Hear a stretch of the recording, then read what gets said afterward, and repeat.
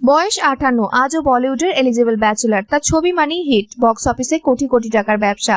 তিনি হলেন বলিউডের ভাইজান সালমান খান, যার বিয়ের সানাইয়ের অপেক্ষায় আজও দিন গুনছে তার অনুরাগীরা। ভাইজানের জীবনে বহু সম্পর্কের হাতছানি, তবে বিয়ের সানাই বাজেনি। এক সাক্ষাৎকারে সালমান নিজেই বলেন, এক মহিলা ভক্ত প্রকাশ্যে সালমান খানকে বিয়ের প্রস্তাব দিয়েছিলেন। শুনেই সালমান বলেন, হতেই পারত যদি তিনি 20 বছর আগে প্রস্তাব দিতেন, তবে তিনি নিশ্চয়ই গ্রহণ করতেন। তবে 25 বছর আগে সত্যিই বাজতে চলেছিল সালমান খানের বিয়ের সানাই। ভেন্যু থেকে মেনু সব ঠিক, পাত্রীর শপিং শুরু, সালমান খানের বিয়ের কার্ডও পৌঁছে গিয়েছিল।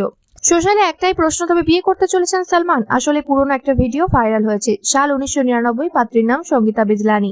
সাজিদ নাদিওয়ালা সালমান খানের ভীষণ কাছের বন্ধু। তিনি জানিয়েছিলেন সালমান তাকে বলেছিলেন, আমি আমার জীবন সঙ্গীকে পেয়ে গেছি।